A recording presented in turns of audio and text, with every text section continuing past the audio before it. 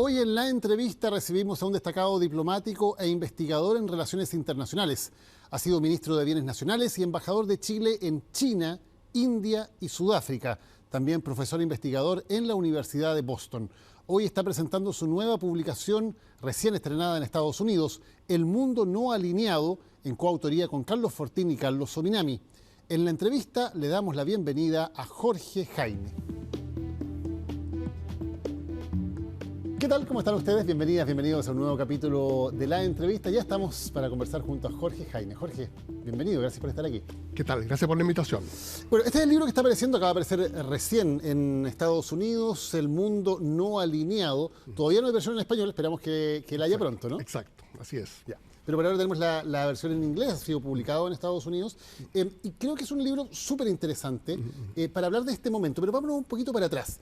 Cuando hablamos de los no alineados, uno lo primero que se le viene a la mente es Guerra Fría, ¿no? El movimiento de los no alineados, correcto. Un movimiento que intentaba de alguna manera mantener al entonces llamado Tercer Mundo en medio de la disputa entre Estados Unidos y la Unión Soviética. Uno dice, bueno, estamos hablando de los años 50, los años 60. No, estamos correcto. Hablando de ahora. ¿Por qué crees que el tema de los no alineados vuelve a ser un elemento importante para entender la política mundial? Es clave porque es por la rivalidad y las tensiones que existen entre China y Estados Unidos. Ahí hay ciertos paralelos con lo que fue la situación durante la Guerra Fría entre Estados Unidos y la Unión Soviética, en que ambos países se disputaban la primacía mundial y competían por ganarse los corazones y las mentes de los países, lo que entonces se llamaba el Tercer Mundo, y hoy día hablamos de el sur global. En ese sentido, nosotros el año entre el 2019 y 2020 nos encontramos en una situación en América Latina muy difícil. ¿Por qué? Teníamos la pandemia, la recesión que la siguió, que fue la mayor caída del producto de la región en 120 años, 6.6% el año 2020, y las presiones del primer gobierno de Trump. En esa encrucijada nosotros planteamos la necesidad de un enfoque, una cierta manera de aproximarnos a esa situación tan difícil y tan crítica. Y ahí planteamos esta noción del no aumento activo para América Latina. Y recuperar el tema de los no alineados, sonaba un poco anacrónico, ¿no? Sí, por eso, exacto. Lo interesante es que obviamente nosotros recurrimos a eso porque nos parecía relevante, pero lo adaptamos a las realidades del siglo XXI, en que tenemos a potencias en Asia, en África, en América Latina, con un poderío económico muy distinto al que tenían 50 años atrás, ¿no? O sea, hoy día tenemos entidades como el Banco Asiático de Inversión en Infraestructura, el nuevo Banco del Desarrollo, lo que es también la CAF, la antigua CAF, hoy día Banco de Desarrollo de América Latina, que le da un peso, le da una fortaleza económica a los países del sur global que no tenían antes. Hoy día el comercio sur-sur supera un 50% del comercio global. En los años 70 era un 20%. Algo similar se puede decir de las inversiones. Claro, definamos, Jorge, porque hay términos que se ocupan que pueden ser un poco arbitrarios a veces. Cuando hablamos del sur global, ¿exactamente de qué estamos hablando? Cuando hablamos del sur global estamos hablando básicamente de los países de África, Asia y América Latina. Ahora, en eso hay un caso muy especial, que es el caso de China, ¿no? Porque China tradicionalmente se considera parte del sur global, pero hoy día es una de las potencias que está en la lucha por la hegemonía con Estados Unidos. En ese sentido yo diría que China hoy no es parte del sur global, pero trata de desarrollar vínculos y lazos lo más fuertes posible con el sur global. Por ejemplo, cuando hablamos del BRICS, que bueno, además en Chile hay una gran controversia precisamente en estos días por qué tan cerca, qué tan lejos tenemos que estar del BRICS, que ha surgido de alguna manera como contrapeso a la hegemonía de Estados Unidos. En el BRICS está China, por cierto, de Brasil, Rusia, India, Sudáfrica y otros países que están incorporados. ¿Lo consideran dentro del sur global o no? Bueno, a ver, yo diría lo siguiente, una distinción clave. Yo diría que los BRICS, debido a que Rusia y China, a mi juicio, no son parte del sur global, los BRICS no son una entidad del sur global, pero es una entidad que ha tomado la causa del sur global, y esto lo vamos a ver en Río este fin de semana en la cumbre de los BRICS, la cumbre 17, ha tomado la causa del sur global como propia y la ha impulsado fuertemente. Y, por ejemplo, el Banco del Desarrollo, que ha establecido que tiene su sede, nuevo Banco del Desarrollo, sede en Shanghái, presidido por Dilma Rousseff, la antigua presidenta de Brasil. Ha tenido un programa muy activo de préstamos y de ayuda, en fin. Entonces, es una distinción importante que hay que hacer. El BRICS es una entidad, a mi juicio, que ha trabajado mucho para el sur global, pero no es del sur global. Ahora, este tipo de organismos a los cuales tú haces mención, ¿son organismos que tienen la fuerza como para competir de alguna manera con los organismos de Bretton Woods, digamos, los liderados por Estados Unidos, que son los que han estado en el frente, digamos, de toda la política económica desde la Segunda Guerra Mundial en adelante, el Fondo Monetario Internacional, el Banco Mundial, o hay todavía demasiada distancia? No, a ver, yo sí, es bien interesante lo que tú planteas. Yo he sido embajador ante 3 de los 5 países BRICS originales, de manera que es un tema que he seguido muy de cerca. Y a mí lo que me da mucho la atención es que desde un comienzo, cuando se crearon los BRICS, han tenido muy mala prensa en Occidente y han sido básicamente criticadas como una especie de club de conversación que sacan declaraciones altisonantes pero que no hacen mucho. Bueno, en una de esas se creó el banco con un capital de 50.000 millones de dólares y es un banco que ha sido bien evaluado. Cuando se creó se dijo, no, ese banco no va a resultar porque es un banco politizado. Ha resultado de lo más bien. Ahora se dice, no, pero es que no tiene el mismo orden de magnitud que el Banco Mundial. Bueno, está bien, pero el hecho es que está funcionando y ha hecho una labor bastante productiva y ha sido bien evaluado por las agencias de crédito, por distintos medios. Ahora, desde que empiezan a ustedes a tomar, digamos, o a renovar esta idea de los no alineados, hasta ahora han pasado muchas cosas. Y hoy, particularmente en 2025, estamos en un momento crítico porque el mundo se ve enfrentado al derrumbe del orden mundial y lo que está haciendo Estados Unidos con Donald Trump, que es básicamente decir el orden anterior no existe, las certezas que había sobre, por ejemplo, el orden económico liderado por Estados Unidos ya no existen y aquí esto se asemeja más a la ley de la selva.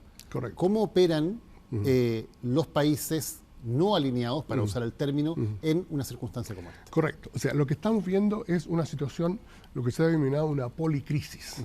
O sea, acá hemos tenido un lapso de 5 años. Hemos tenido la pandemia, hemos tenido la recesión que la siguió, hemos tenido la guerra en Ucrania, la guerra en Gaza, ahora la guerra entre Israel e Irán, entre medio migraciones masivas, una crisis financiera de deuda de numerosos países. Ahora, esto no es casualidad. ¿Por qué ocurre esto, Daniel? Esto ocurre porque estamos precisamente en la transición de un orden a otro.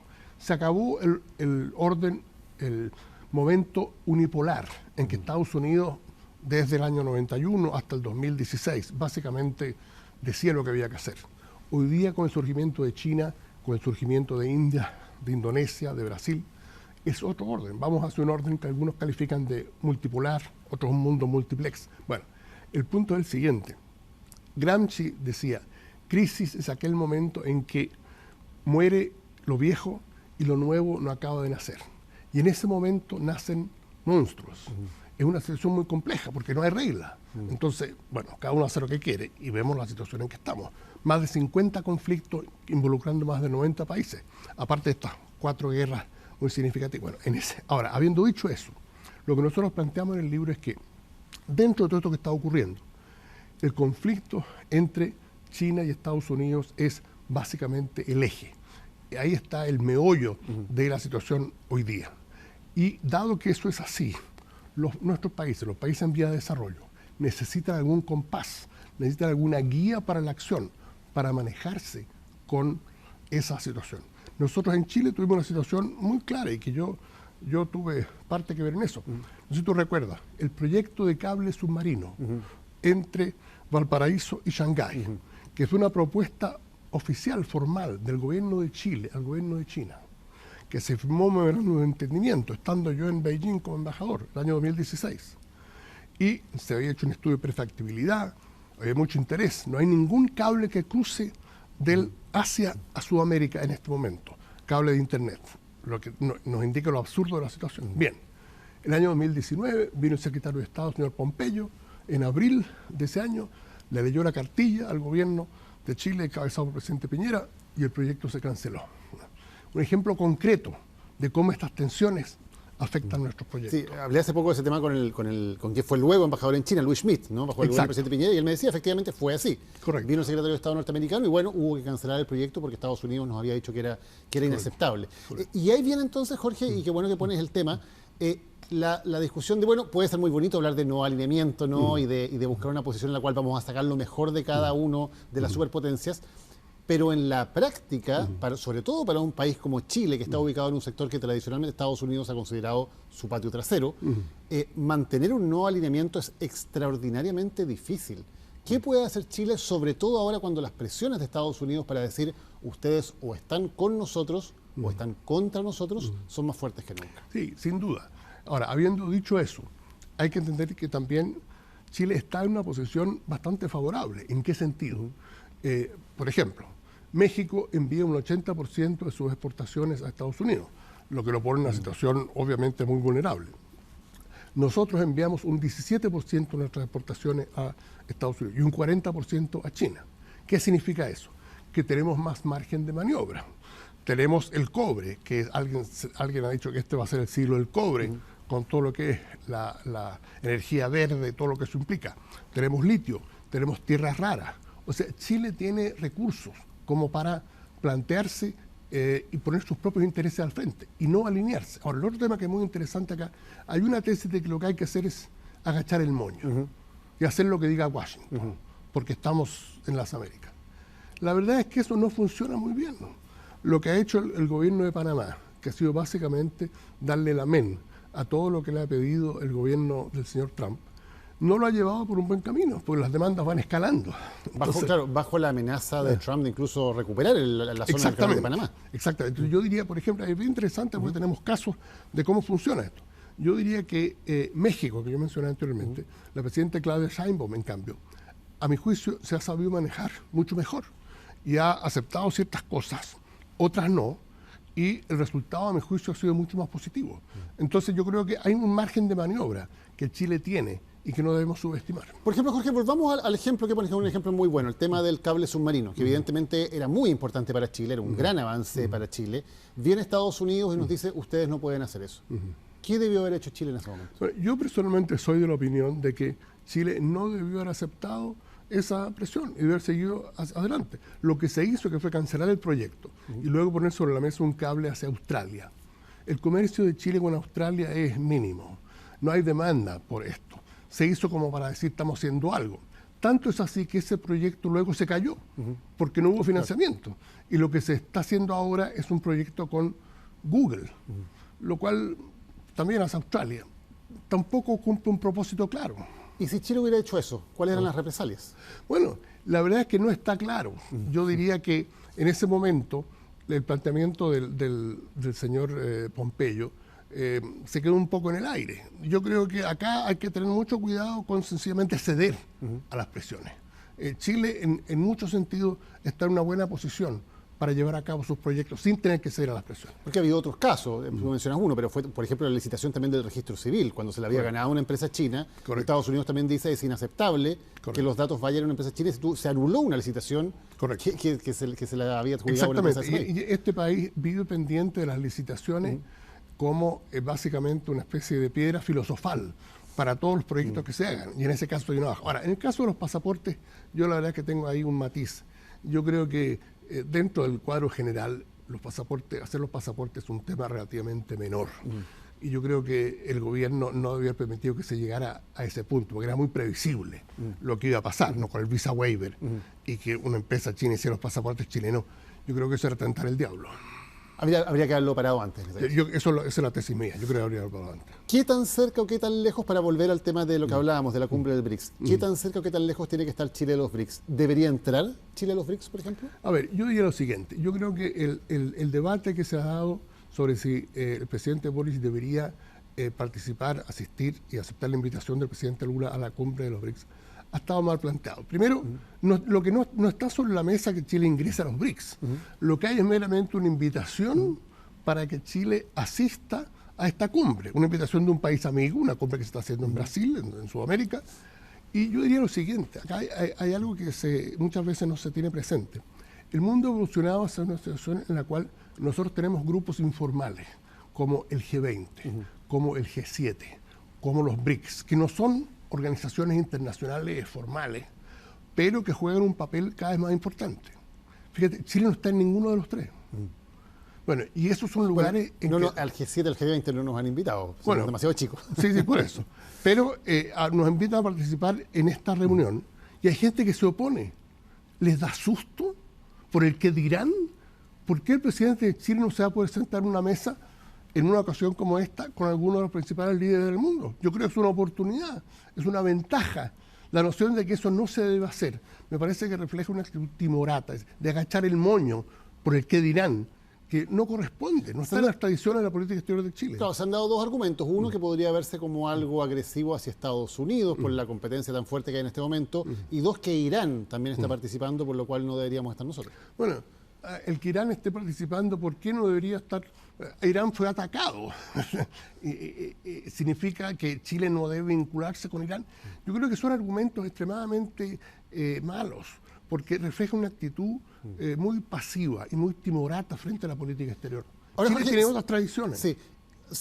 Ha habido también bastantes críticas hacia algunas actitudes o algunos posteos, sobre todo en redes sociales, del presidente Boric frente a situaciones conflictivas. Por ejemplo, la forma en que se ha referido al presidente de Estados Unidos, Donald Trump, o su reacción también a través de redes sociales cuando Estados Unidos bombardea a Irán. ¿Crees que ha sido prudente su forma de manejarse en política exterior o que se ha equivocado? Sí, a ver, yo creo lo siguiente. Yo creo que el presidente Boric tiene un estilo propio, muy sui generis, que él no se le puede negar. Ahora, yo diría lo siguiente. A mí me preocupa el hecho que pareciera que no hay algún filtro, algún sedazo. Uno puede estar de acuerdo o no con el tuit que él sacó respecto del bombardeo de Estados Unidos en Irán. El problema es que el tuit estaba mal redactado. Hablaba de centrales nucleares. Lo que se atacó por parte de Estados Unidos no fueron centrales nucleares, fueron facilidades nucleares. Entonces yo creo que hay un tema que deberían establecerse, a mi juicio, ciertos filtros para evitar que esas cosas ocurran, porque eso obviamente debilita mucho el argumento. O sea, es un tuit, digamos, que se hubiera pasado por Cancillería, por los especializados, le hubieran dicho, presidente, aquí hay un error, ¿no? Exactamente. Entonces yo creo que en ese sentido esto de las redes sociales tiene muchas ventajas, pero también tiene un gran peligro, que salen cosas sin filtro. Entonces un tuit presidencial obviamente tiene un peso distinto a un tuit de cualquier particular. Ustedes ponen un apellido cuando hablan de los no alineados. Dicen que están proponiendo una política de no alineamiento activo. ¿Qué significa ese apellido? Eso significa que, a diferencia de los no alineados de los 50 y 60, que tenían un carácter más bien defensivo frente a lo que estaba ocurriendo en la Guerra Fría entre Estados Unidos y Unión Soviética. Acá lo que nosotros planteamos es, debido a la distinta situación que se da en el siglo XXI, con este surgimiento de las potencias emergentes en Asia, África y América Latina, hay muchas más oportunidades. Y eso significa que los países pueden estar a la búsqueda, nosotros usamos el término tanteando el terreno, buscando constantemente oportunidades. Hay muchas oportunidades en este mundo. Chile es uno de los países que más se ha beneficiado de la globalización. ¿Por qué? Porque ha estado buscando oportunidades en el Asia-Pacífico, en otras partes. Y eso es lo que nosotros planteamos, que el no alineamiento activo significa estar constantemente buscando oportunidades y no meramente estar a la defensiva tratando de evitar problemas. ¿Cómo ves la situación en términos de política chilena a futuro? Porque, por ejemplo, candidatos como José Antonio Kast, que hoy aparece en una muy buena posición en las encuestas, ha sido muy claro en términos de su admiración por el presidente Donald Trump, se ha mostrado muy cercano a él y a sus políticas. ¿Qué podría significar entonces, en términos de política exterior, una presidencia como esa? Yo creo que es un tema bien interesante por lo siguiente. Lo que nosotros planteamos es que la estructura del sistema internacional hace que el alinearse sea cada vez más problemático. Prueba al canto. Por eso que yo creo que José Antonio Kast tampoco podría hacerlo. El presidente Milei fue electo con una plataforma anti-China. Y decía, yo no voy a tratar con los chinos. Muy bien. A poco andar, entrevista, portada de Economist. Soy un gran admirador de China y quiero hacer muchos negocios. ¿Por qué? Porque Argentina tiene un problema de deuda externa muy grande. China le da un préstamo de 5.000 millones de dólares que le ayuda mucho a Argentina a enfrentar la situación. Entonces, los presidentes, aunque quieran, aunque ideológicamente sean contrarios a tratar con China, no les queda más remedio. Al presidente Bolsonaro le pasó lo mismo. Bolsonaro hizo campaña en contra de China. Llegó a la presidencia y dijo, quiero salirme de los BRICS. Y los militares y los hombres de negocio le dijeron, por ningún motivo, usted no puede hacer eso. El presidente de Brasil se sienta una vez al año en una mesa con algunos principales líderes del mundo. Usted no va a parar eso, nosotros queremos que eso siga. Entonces yo creo que eso es muy decidor. O sea, aunque ideológicamente se quiera hacer algo, finalmente la realidad del mundo actual te obliga un poco a mantener esa situación. Exactamente. Y el planteamiento nuestro es que esta noción de no elemento activo no es una noción ideológica, no es de izquierda ni derecha, sino que es una guía para la acción, un compás para navegar estas aguas turbulentas. Y nosotros lo hemos visto en América Latina. El presidente Guillermo Lasso, presidente conservador de Ecuador, millonario, se encuentra con un problema. Ecuador tiene una deuda muy grande, no hay cómo pagarla. El año 22, el presidente Lasso va a Washington, se reúne con el presidente Biden y le dice: yo quiero un tratado de libre comercio con Estados Unidos, como tiene Colombia, como tiene Perú, como tiene Chile. El presidente Biden le dice: lo siento, Estados Unidos ya no está firmando tratados de libre comercio, váyase para su casa. ¿Qué hizo el presidente Lasso? Fue a China. En China lo recibieron con los brazos abiertos, negociaron un TLC que entró en vigencia en mayo del año pasado. Entonces, esto no es una cosa ideológica, es una cosa práctica. Jorge, ¿crees que eso está pasando cada vez más? ¿Que China está aprovechando de ganar terreno donde Estados Unidos de alguna manera se está retirando o no está siendo visto como un socio confiable? Porque hoy día Estados Unidos, por ejemplo, hablando de tratados de libre comercio, tenemos un tratado de libre comercio con Estados Unidos y ellos nos han impuesto arbitrariamente un arancel que viola ese tratado. O sea, no están cumpliendo sus acuerdos con Chile. ¿Cómo China se aprovechó eso? La naturaleza aborrece el vacío. Y si Estados Unidos se retira del mundo, dice: yo no creo en el libre comercio, yo no creo en el multilateralismo, ¿qué hace China? Dice: bueno, nosotros sí creemos en eso. Entonces, obviamente se la están dando en bandeja. Y eso ocurre también en América Latina, el lugar que teóricamente Estados Unidos considera como su área de influencia. Sí, por supuesto. Y nosotros tenemos casos tan interesantes como el caso de Perú, con el puerto de Chancay, que es un proyecto privado de una empresa peruana que sale al mercado a buscar con quién asociarse para desarrollar este puerto, porque Callao ya no da más. Podría haber sido una empresa estadounidense, europea, pero ¿qué fue? Fue una empresa china, Costco. Pero esto no fue una iniciativa china, esto fue una iniciativa peruana para desarrollar ese puerto. Y hoy día es uno de los puertos más avanzados en la costa oeste de Sudamérica y obviamente ha tenido un gran impacto. Jorge, y en este nuevo escenario, ¿qué pasa con elementos que son fundamentales de la política de Estado chilena a largo plazo? Por ejemplo, el respeto y la promoción de los derechos humanos en todas partes del mundo. Cuando tenemos un gran poder como China, vemos, y lo hemos conversado largamente hoy día, que para nosotros es muy importante mantener una buena posición con China, pero China es una dictadura que viola los derechos humanos de sus ciudadanos, que persigue a minorías étnicas, etcétera. Y lo mismo podemos decir de otros países también muy importantes en este realineamiento. Sí. ¿Qué hace Chile entonces con su política de defensa de los derechos humanos? Yo diría lo siguiente, y este es un tema muy significativo. Durante mucho tiempo se ha planteado que por un tema de afinidad de valores, Chile debería identificarse con lo que plantea Estados Unidos y lo que plantea Europa. Pero hoy día tenemos esta situación muy curiosa. Hoy día, ¿quién diría que los grandes valores democráticos son encarnados en Estados Unidos? No. Mucha gente diría que no. Además tenemos esta gran paradoja. Hoy día las fuerzas de extrema derecha en Alemania, en Hungría, en Polonia, en Francia, están siendo apoyadas por el gobierno de Estados Unidos y por el gobierno ruso, lo cual nos presenta una paradoja extraordinaria. Entonces yo creo que el antiguo argumento de la afinidad de valores hoy está completamente trastocado. Entonces nos olvidamos de los derechos humanos. Y no estoy diciendo que nos olvidemos de los derechos humanos. Lo que estoy diciendo es que ni Estados Unidos ni Europa hoy día representan lo que representaron alguna vez. Y por lo tanto hay que hilar un poco más fino. Y yo pondría en el centro, y eso nosotros lo señalamos en el libro, que la verdad es que para los países de Asia, África y América Latina, el problema principal que tenemos es el desarrollo. El tema ideológico es un tema más bien secundario. Y si no nos damos cuenta de eso, estamos mal. Los gobiernos lo que quieren es crear empleo, generar inversión, necesitan comercio. Hay un ministro africano dijo: mire, cuando nosotros tenemos una visita de un dignatario estadounidense, lo que recibimos es un discurso acerca de lo que debemos hacer. Cuando viene un dignatario chino, terminamos con un hospital o con un puerto. Adivina qué es lo que prefieren en África. Yo creo que es más o menos claro. ¿Y cómo crees que va a evolucionar la situación, Jorge? Pensando especialmente en Chile en los próximos años, ¿vamos a ser capaces de navegar en medio de este mar tan tormentoso de una manera que sea beneficioso finalmente para nuestros propios intereses? Como te dije anteriormente, yo creo que Chile tiene una gran oportunidad de hacerlo. por dos razones. Primero, tenemos una tradición de política exterior que ha sabido hacer eso con mucha sabiduría.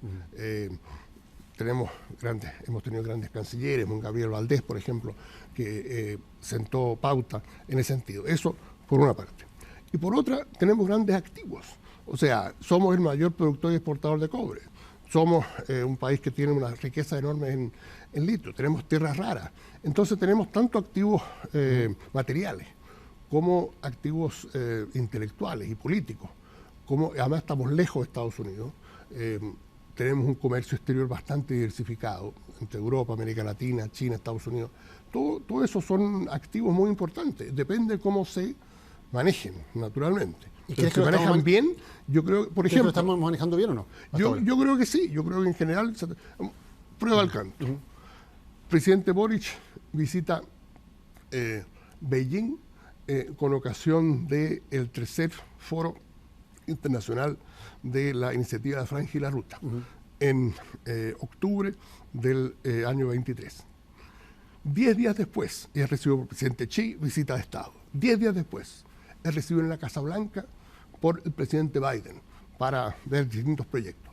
Muy pocos líderes de nuestros países pueden ser recibidos en Beijing en visita de Estado por el presidente Xi y en la Casa Blanca. Eso era antes de que llegara Trump a la Casa Blanca la segunda vez. Estamos en otro mundo desde este año. Está bien, pero lo que estoy diciendo es que en ese momento Chile se planteó muy bien. Jorge Jaime, coautor de El Mundo No Alineado, donde habla de este no alineamiento activo para los países del sur global, entre ellos de Chile, un tema fundamental, sin duda, en lo que está pasando en este año en política exterior. Muchas gracias por acompañarnos hoy. Muchas gracias por la invitación. Gracias a ustedes también por haber estado hoy junto a la entrevista. Nos vemos la próxima semana nuevamente en Chilevisión.